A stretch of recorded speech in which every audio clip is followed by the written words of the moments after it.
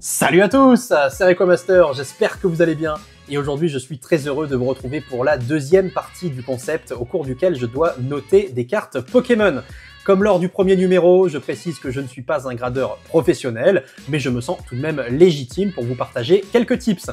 Je remercie Mint Your Cards, une application communautaire intuitive qui permet de demander aux collectionneurs de noter différentes cartes afin de récolter un avis pré-gradation. Je précise à nouveau que ce n'est pas une sponsor, mais qu'ils ont gentiment mis à ma disposition des photos et des vidéos. Si vous avez aimé cette vidéo, justement, n'hésitez pas à la liker et à la commenter. Vous pouvez aussi vous abonner à la chaîne pour soutenir mon travail. Merci à tous et c'est parti! On continue les amis avec un Noctali holographique, un magnifique Noctali de Neo Discovery. Oh, il est très propre. Au niveau du recto, alors il y a de légères micro-rayures, c'est sûr, mais ça reste quand même très pardonnable hein, pour des cartes de cette époque et de ces séries, hein, les séries Neo qui sortent pas forcément très bien de booster. Alors les micro-rayures, où les voit-on? On a deux micro-rayures verticales très très fines qui sont en bas à droite du cadre de l'illustration. En bas à gauche du cadre de l'illustration, excusez-moi, juste à côté du Noctali, en fait, hein, à ses pieds, juste à gauche, sous la lune. Voilà, donc deux petites micro-rayures. On en a une autre qui est horizontale cette fois-ci et qui est visible juste à côté des micro-rayures verticales dont je vous parlais précédemment. Et on a aussi un petit défaut à droite de la queue du Noctali. Hein. Voilà, donc encore une fois, une micro-rayure qui est visible. Ici, c'est une micro-rayure, hein, c'est pas une print line. Juste à droite de la queue du Noctali, et une print line par contre en bas à droite du cadre, c'est-à-dire juste à côté de la roche, une print line qui est visible. Mais voilà, encore une fois, c'est pas quelque chose de dramatique hein, pour des cartes de cette époque-là. Au niveau du verso, nous avons là quand même un point blanc qui est un petit peu trop marqué, il faut le dire, hein, en haut à gauche, sur le coin supérieur gauche donc du verso, point blanc qui se transforme presque en bord blanc, hein, puisque là ça n'affecte pas qu'un seul pixel de la carte, hein, c'est quand même beaucoup plus répandu. On a une surface qui est globalement très bien conservée. On a des micro-rayures hein, de surface quand même, notamment en bas à gauche du P de Pokémon. Micro-rayures qui sont visibles. En termes de notes, c'est compliqué ici. C'est compliqué parce que d'un côté, le 7 me semble un petit peu sévère. Est-ce que je me vois donner 8 à une carte comme ça, avec quand même quelques micro-rayures sur la surface holo, avec quelques défauts au verso et un point blanc quand même assez marqué?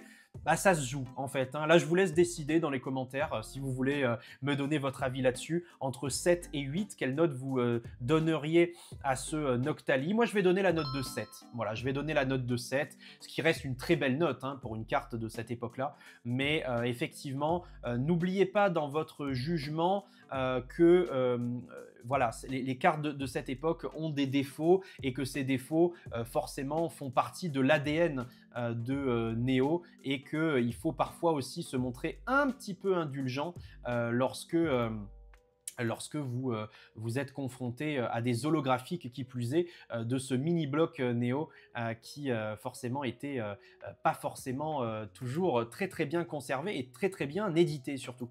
On continue avec un Tortank X de rouge feu vert feuille. Donc Tortank X, illustration d'Hikaru Koike bien sûr, avec un recto, ma foi qui me semble très bien. Est-ce qu'on constate des défauts sur ce recto? J'ai pas l'impression d'en voir, ou alors c'est moi qui suis aveugle. Non, je ne vois pas de défaut particulier au recto de ce Tortank, si ce n'est le centrage au bas qui n'est pas terrible. Le centrage au bas est pas ouf, donc déjà ça exclut un PSA 10 étant donné les nouveaux standards de PSA au niveau du centrage. Au niveau du verso, où on en est? Donc on a un petit point blanc en haut à gauche, un petit point blanc en haut à droite. On a un tout petit défaut aussi sur les deux autres coins inférieurs. Des petits défauts de surface, mais qui sont très minimes en réalité, qui n'ont pas vraiment de répercussions. Ah, elle est propre hein, cette carte de Tortank. Hein. Elle est vraiment très propre. Hein. Elle est super propre et j'ai presque envie de lui donner un 9 à cette carte-là. Pourquoi? Parce que les ex du bloc X, en réalité, bon là c'est un petit peu moins le cas maintenant, mais PSA a tendance à on va dire, à être un petit peu plus tolérant vis-à-vis de certains défauts. J'ai remarqué surtout sur les séries comme ça, Rouge au Vert-Feuille, Team Aqua Magma, etc. Donc, si je devais donner une note de mon côté, ouais, je pense que ça serait probablement 9. En fait, les deux points blancs qu'on voit en haut à droite et en haut à gauche au verso sont pas suffisamment importants pour justifier de rétrograder cette carte à 8, à mon avis. Ce qui me pose problème, en fait, c'est le potentiel défaut en bas à droite, parce qu'on n'arrive pas à savoir, tant qu'on n'a pas la carte sous les yeux, si vraiment ça ressort beaucoup ou pas. Parce que parfois, avec les jeux de lumière, on a l'impression que ça ressort beaucoup plus que ça n'est en réalité. Hein. Vous voyez ce que je veux dire? Donc c'est assez difficile, mais non, je reste sur mes positions et je vais donner à ce Tortank la note de 9. On continue avec un Tyrannosif Prime. Très très joli. Alors, qu'est-ce qu'on peut en dire de ce Tyrannosif au recto? Un peu comme le Tortank, hein, ça me semble quand même très bien conservé. Le gloss est là. On a une belle brillance de la carte. Il n'y a pas de micro-rayures particulières à noter. Non, le recto de ce Tyrannosif me semble très très bien. Après, les primes en général sont bien conservées sur le recto. Hein. Quand elles sortent de booster, elles ont en général une belle qualité. Donc ça, c'est plutôt cool pour ce Tyrannosif au recto. Voyons maintenant ce que donne le verso. On a un point blanc en haut à gauche. On a un petit enfoncement là malgré tout. Hein. Ouais, on a un petit enfoncement qui est présent sur la tranche supérieure. Ouais, c'est un petit point d'enfoncement en fait qui est présent en haut du M en fait sur la tranche supérieure du verso. On a comme un point d'enfoncement hein, tout simplement, mais vraiment sur la tranche, hein, sur le bleu de la tranche au verso tout en haut. Donc ça malheureusement ça va être pris en compte dans la gradation. On a aussi un coin inférieur droit qui me semble mal coupé avec un petit peu de blanc qui ressort et surtout un petit poc sur le coin en bas à droite. Et ouais, pas mal de... On a un autre point d'enfoncement. Aïe, aïe, aïe. Ouais, là, ça cumule, ça fait un petit peu trop. On a un autre point d'enfoncement, cette fois-ci à gauche de la Pokéball, au centre de la carte, mais sur la tranche. Sur la tranche bleue, sur la gauche, juste à côté de la Pokéball, on a un point d'enfoncement qui est horizontal, cette fois-ci. Voilà, donc là, il y en a deux, c'est un petit peu trop. Et à cause de ça, je vais être un petit peu sévère, mais je vais directement rétrograder la carte à 7. Alors que sans ça, elle aurait pu prétendre à un très bon 8. Mais là, malheureusement, je vais devoir donner un 7. Et je comprendrais même que certains parlent de 6 ici. Même si 6, ça me semble quand même un peu sévère parce que l'aspect global de la carte est tellement bien, le recto est tellement bien conservé, etc. que le 6 semble quand même un petit peu sévère. Même si je comprendrais qu'on attribue cette note-là. Moi, de mon côté, je vais rester sur un 7. On continue avec un Raichu AR qui est vraiment très joli. Très très joli en japonais. Alors il faut savoir que les cartes japonaises sont quand même d'une qualité bien supérieure, hein, donc ça c'est quand même autre chose. Le recto me semble très propre, le centrage est pas dégueu, en tout cas ça reste dans les critères du 10. Il n'est pas parfait mais il n'est pas dégueu du tout, il n'y a pas de défaut sur le recto. Et au niveau du verso, non, je vois rien de spécial au niveau du verso. Donc là, typiquement, on est sur une carte récente sortie de booster, qualité japonaise, super bien conservée, pas de gros défauts à noter. Pour moi, c'est tout à fait éligible au PSA 10 sans trop de problèmes. On a, si je viens de voir à la toute fin de la vidéo là, on a un tout petit problème de découpe sur la carte en bas à gauche. En bas à gauche du verso, juste à droite du coin, on a un tout petit défaut de découpe sur la tranche, mais ça en réalité j'ai déjà vu ce type de particularité, on va dire, sur pas mal de cartes japonaises, notamment sur les dernières séries, et en général ça passe quand même en PSA 10, il n'y a pas de souci. On continue avec un Grolem holographique de la série Dragon. Très jolie carte hein, que j'adore. Il a pas mal de micro-rayures, malheureusement, celui-là, sur la surface holographique. Des micro-rayures de manipulation, à quoi on les reconnaît? Parce que en fait, elles sont très verticales. Vous savez, elles sont très verticales et très parallèles. Quand vous avez des micro-rayures qui sont un petit peu erratiques, bon bah là, on sait que c'est des micro-rayures qui qui ont été faites à cause d'une mauvaise conservation de la carte. Mais lorsque vous avez des micro-rayures comme ça ultra verticales, bah, c'est pas un défaut de conservation, c'est juste que la carte a été manipulée et qu'elle est sortie régulièrement de sa sleeve. Voilà, donc là, elles sont un petit peu trop prononcées malheureusement. On en voit surtout à gauche du gros lemme. Hein. À gauche du gros lemme, sur la surface holo, elles sont quand même bien présentes.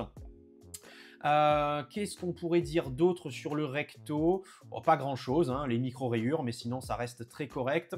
Au niveau du verso, on a encore des rayures de manipulation, hein, surtout sur eh bien, la face supérieure du verso, là où il y a Pokémon, donc plus particulièrement à l'endroit où il y a le E accent aigu. Donc on voit quand même pas mal de micro-rayures à cet endroit-là. Oh, le gros point blanc en bas à gauche, il est vraiment assez marqué pour le coup, un petit peu trop même. Donc bah là, ça va être... je pense que j'aurais donné 8 hein, à la carte sans ce point blanc, mais là, ça va être 7 malheureusement, parce que le point blanc, il est quand même vraiment vénère. En fait, les micro-rayures de manipulation, elles sont prises en compte par PSA, mais c'est pas non plus rédhibitoire. C'est quelque chose qui, en général, le 9 est exclu, hein, avec des micro-rayures comme ça, mais vous pouvez avoir un 8 sans trop de soucis avec des rayures de cet acabit. Là c'est quand même plus 7. Hein. Là, c'est plus 7 avec ce point blanc qui est assez majeur. Donc, ça va être un 7 de mon côté. On continue avec Rayquaza holographique de fantôme Olon. Alors, qu'est-ce qu'on peut dire de ce Rayquaza?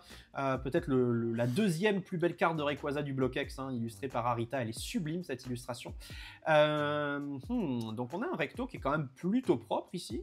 Je remarque pas de défaut particulier. Encore une fois, ça dépend de l'angle de la lumière et ça dépend de la qualité de la vidéo. Mais sur les cartes Delta, comme ça, il y a beaucoup d'effets, de brillance qui peuvent être trompeurs parfois, où on se demande si c'est du gondolage ou si ça fait partie de la texture de la carte. Donc, c'est pas forcément évident. Pareil sur le Rayquaza en lui-même, on peut voir comme des tout petits points, mais ça peut faire partie de la brillance aussi de la carte ou de simples micro-dépôts. Et c'est assez dur de se rendre compte en fait s'il s'agit de défauts beaucoup plus profonds ou s'il s'agit d'un simple effet visuel. Donc je reviendrai là-dessus plus tard. Qu'est-ce que ça donne au niveau du verso? Le verso, on a des petits défauts de surface mais qui sont pas majeurs hein, en haut à gauche. C'est pas très bien découpé par contre, hein. La carte n'est pas très bien découpée, notamment sur les angles et au niveau de la tranche supérieure au verso, on peut voir quand même pas mal de petits défauts. Ouais, donc sinon le bleu du verso me semble très bien. Oh, ah ouais, j'avais pas vu, mais là maintenant, énorme défaut de découpe en bas à droite hein, sur la tranche, je pense que vous l'avez tous vu. Donc là effectivement, on a énormément de points blancs, en fait on a une ligne blanche carrément là, hein, sur toute la tranche, en bas à droite du verso. Donc là, ça va être assez problématique quand même dans la gradation. Je vais quand même revoir un petit coup le recto. Le recto, qu'est-ce que ça donne? Le recto me semblait très propre en fait quand la lumière passe sur le Rayquaza. Je vois pas vraiment de défaut, mais plus la lumière descend et plus j'ai l'impression de discerner des petits points de texture sur le Rayquaza et j'arrive pas à savoir en fait, vu la qualité de la vidéo, s'il s'agit de la texture de la carte ou s'il s'agit véritablement de défauts et de micro-points d'enfoncement. Toujours est-il qu'avec les défauts qu'on a au verso, c'est-à-dire cette large tranche blanche en bas à droite et ces petits défauts de surface à droite à gauche, bah, je pourrais de toute façon pas mettre plus de 7 à cette carte-là. J'ai l'impression que c'est la note qui revient le plus dans cette vidéo, 7-8, hein.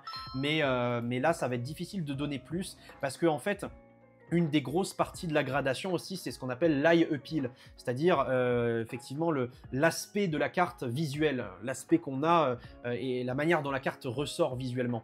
Et cette tranche blanche, elle nuit beaucoup à l'eye appeal de la carte, hein, parce que c'est ce que vous voyez directement, c'est ce que vous voyez en premier, ça marque l'attention. Donc forcément, je pourrais pas donner plus de 7 à cette carte, rien que pour cette raison. Et enfin, on termine les amis avec un Noctali Pokéball. Noctali Pokéball, donc reverse en japonais, donc très sympathique, avec un bel effet de texture au recto, donc rien à signaler de spécial. La carte semble sortir de booster, il faut juste que je check le centrage. Le centrage qui n'est pas parfait en haut-bas, mais qui passe quand même dans les critères du 10, à mon avis.